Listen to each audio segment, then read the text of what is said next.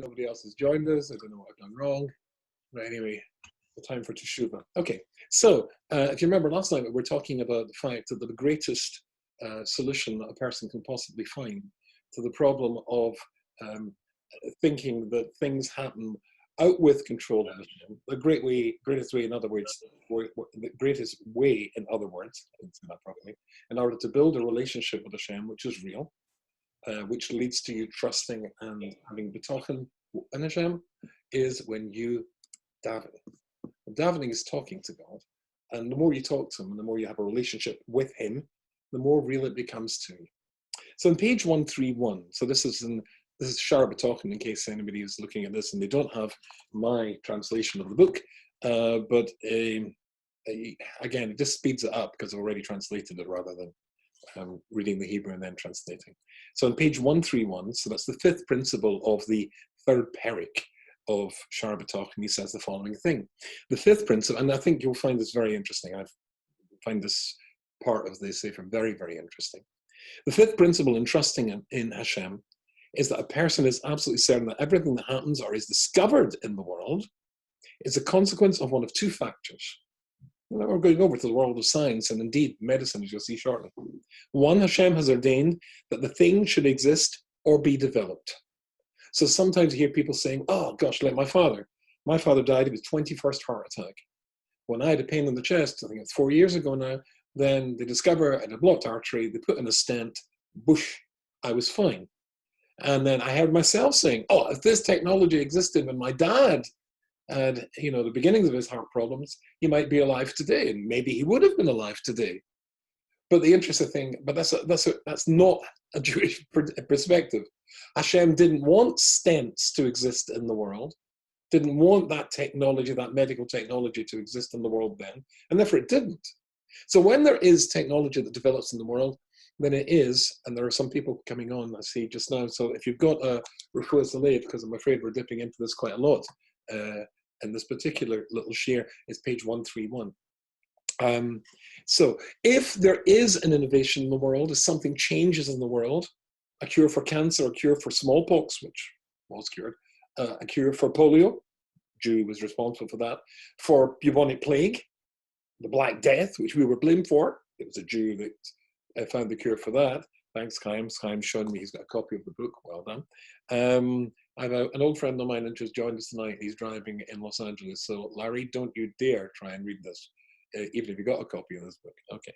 So one, Hashem has ordained that the thing should exist or be developed, and two, there is an interconnectivity of events and factors in the world. Some are direct and some indirect, some revealed and known and some hidden and unknown. And these converge at the precise moment Hashem wants them to align, to align by Him, activating each part at the right time. Now, this is all the Shaar HaBitachon, okay? So the various elements that Hashem balls that Hashem will start rolling, and one ball rolls another against another ball, starts another ball rolling, in order to get a particular thing to happen at a particular time. The one that we would all like Hashem to make happen at this particular time, of course, is a cure for coronavirus. However, you have to realize that even if the scientists turn around and say, oh, we've now discovered the cure for the coronavirus, and all the labs all over the world are desperately struggling to find this, for prestige, if nothing else, like saving millions of lives. But if they do, it's because Hashem allowed that to happen, right? So let me read to you what he says here. Okay, he says, let me illustrate how these two factors work. Picture the various elements that come together for drawing water from a very deep well. Okay, so imagine a big deep well, and now how are we going to get the water out of the well? Well, this is obviously he wrote this 1,000 years ago, so I'm sure today we would have various other moshalim, but when I translated the book, I didn't for some reason update this one, although I did try to update all of his moshals. Anyway, picture the various elements that come together for drawing water from a very deep well. A man ties an animal to a wheel, okay, fine, which in turn turns another, right? Then the second wheel is attached to a bucket by a rope, and through the animal turning the wheel, the bucket is raised from the well. Are we all? Your audio just dropped. about half. My volume's dropped? Yeah, about half, Oh out of dear. nowhere. Why that happened. I'll turn it up a little bit. No, that's as much as I'll get. Current and new participants will be muted. I'm going to mute It's like, right, is everybody okay? Give me a thumbs up if you can hear this. Can you hear me? Over? yes, you're still weak. It's like you're using a different microphone. Gosh. And now I've got Rabbi Major Rovic. Hello. Hello, how are you? Fine, I'm just doing a share. Okay, I'm sorry, just to be in the middle of a share. There are about 12 people listening to you. Can I get back to you shortly? Yes, call, yeah, I'm call me sorry, back. I didn't know you could. I thought for some reason you were coming through here. I'll be back to you soon.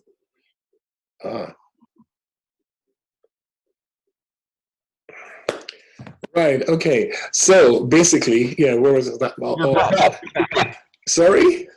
That's why. Oh, that's why. It's because there was a telephone call coming through. Okay. Now switch off phone so people can't do that as well. Okay. Where was I up to? Fine. So you got the idea. We're trying to get water out of a well. So the man attaches an animal to a wheel. It turns it around. The bucket goes down because another wheel goes down and pulls out. So he says, the bucket is the direct element that brings the water from the bottom of the well to the top. Fine. The indirect element is the man who tied the animal to the wheel. The other elements that lie between the man and the bucket, the animal, the wheels, and the rope, that interact with each other to bring the water are the intermediate players that bridge the first and last elements. Makes sense. Good. If one fails, then the entire project fails as a consequence. Now that's important. If one of these elements, in this very simple analogy, which would be very current and make a lot of sense to people when they're drawing a picture in their mind 1,000 years ago, but it still more or less works for us as well. This analogy applies to every event that occurs in the world. Their genesis comes about not through the actions of men or serendipitous occurrences, but because of a complex chain of interfacing elements that Hashem set in motion. And if he doesn't set those in motion, you won't get to the final one. Okay. The idea is addressed in the verse. It's a posset in Shmuel Aleph. Hashem calculates and plans men's advances and innovations. So that's planned by Hashem. All these bits. Right, now I'm going to swap over to what I wrote here. But I want us to remember this because remember the most important thing, to stop thinking that the world works along natural lines, cause and effect, science, without any control of Hashem. That's simply not true. And the way that you remember that most clearly is by davening to Hashem. But let's, even if, because most of us find davening quite difficult, let's just examine this idea from a logical point of view as well.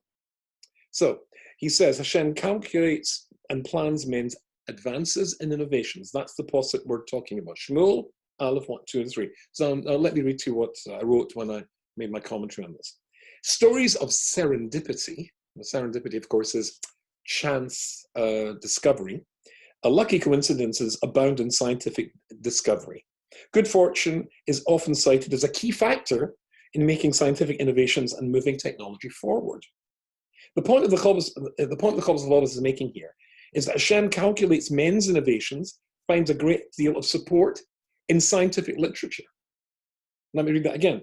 The fact that we're saying here in the Chovos that Hashem calculates men's innovations, which would be for in our life the discovery of a cure for the coronavirus, if that's going to happen, finds a great deal of support in scientific literature. Of course, the conclusion that events and occurrences that lead to various discoveries are set in motion by Hashem at the precise time in a specific way and was pre-planned would find almost no support.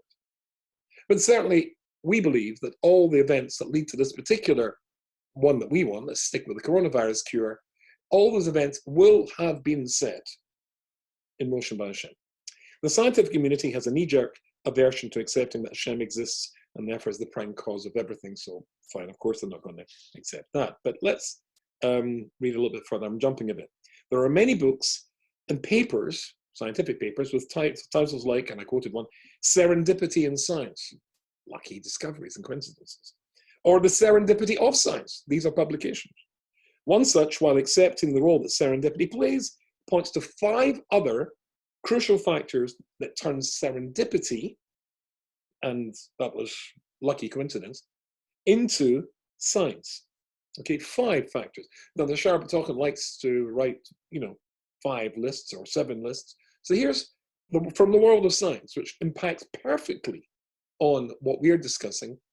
5 factors that are crucial for making scientific discovery. And see if this echoes with Shaar HaBitachon and what we've been saying about pointing the finger at God, or sorry, towards God. Okay, so the first is education and experience.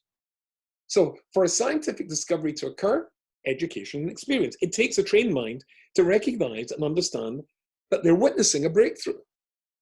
You might see something and make no impact on you whatsoever. Whereas a scientist who knows the significance of what they're watching can say, wow, why did it do that? Why did the water boil at a lower temperature than 100 degrees? I might not even notice that it did, or might not even notice that 100 degrees is the temperature that it boils at. Of course, the answer to that particular thing is air pressure. Depends which height you're boiling water at. Okay, so it takes a trained mind to see it. So there could be discoveries waiting to be discovered all the time. But if Hashem doesn't put the person who will actually be able to know that he's witnessing a discovery in place, then it just disappears. Many serendipitous discoveries take place only because the discoverer happened to have specialized knowledge and training. So that's law number 1, that turns serendipity into something that will develop into science and maybe a cure for coronavirus. 2, the second factor is an inquisitive mind. In 1928, penicillin was discovered by the Scottish professor of bacteriology, it would be a Scottish professor, of course, Alexander Fleming. Returning from a holiday in 1928, Fleming began to sort through Petri dishes containing colonies of bacteria that cause sore throats and abscesses. He noticed something unusual in one of the dishes, and that was it was dotted with colonies of bacteria, except in one area where a blob of mold had started growing. So through a window had come a little bit of mold and rooted itself there, grown there, and the bacteria kept away from it or killed by it. The region immediately around the mold was clear, as if the mold had secreted something that inhibited the bacterial's growth. Fleming found that his mold concoction, as he called it, was capable of killing a wide range of harmful bacteria, but it was his curiosity and subsequent imagination of the anomaly, the strange thing, that turned it into a groundbreaking discovery. And also, going back to the previous one, that he's got the scientific training to say, aha, incidentally, as a matter of interest, he's discovered it, he realized its potential, but to turn penicillin, to turn that into penicillin into a drug, he had to go to Cambridge University, if I remember correctly, where it was a team, including a German Jew who had fled from Hitler, who actually turned it into the drug that saved millions and millions of lives. The third factor is creative thinking. Sometimes serendipity doesn't come from being the first to see something at all. It comes from being the first person to see it in a new way. Percy LeBaron Spencer, and I'm sure you're all familiar with Percy LeBaron Spencer, was an engineer who noticed that microwaves from the radar set he was working on had melted the chocolate bar in his pocket. Ugh, all over his nice white shirt, okay? He wasn't the first person to notice that microwaves melt stuff. He was the first person to add it together thinking, maybe you could cook with them, and gave birth to the microwave. So you got another sort of mind that has to be there in order to put, as it were, all these 3 pieces together. The fourth crucial factor is having the right tools. Now, because obviously if he'd spotted that, or indeed had Fleming spotted that the bacteria were not able to penetrate the fungus that was growing there, but there was no technology to turn that into drugs, then big deal.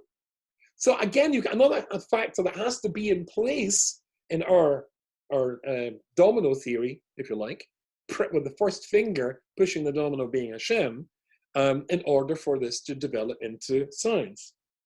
New technologies often allow scientists to study things in ways that weren't possible in the past. The first researchers to take advantage of a new technology might get lucky in making exciting new discoveries. But they couldn't have done so without the technology that didn't previously exist. If Fleming had noticed the effect of the mold and bacteria but could not access technology that would tell him why, people would still be dying of blood poisoning caused by a simple scratch. The fifth and final factor is good timing. Good timing. Different people often make important discoveries simultaneously. Pieces of a new theory may already exist in different scientific publications. All that requires is somebody to connect the dots. Good timing contributes to scientific breakthrough. Hashem makes some or all of these five occur and coincide precisely when he wants the scientific discovery to occur. It is Hashem, not serendipity or any of these five factors, that actually brings the innovations about. The cure for smallpox, the cure for the Black Death, etc., and hopefully the cure for coronavirus as well.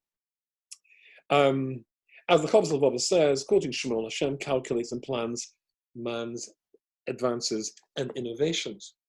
So if we sometimes fall into the trap of speaking about solutions to the world's problems or our problems as though it had no relevance to Hashem at all, I hope they're going to develop this. And as we said last night, maybe they won that battle because they had better strategies or better weaponry or better tactics or better soldiers, trained soldiers, all nonsense.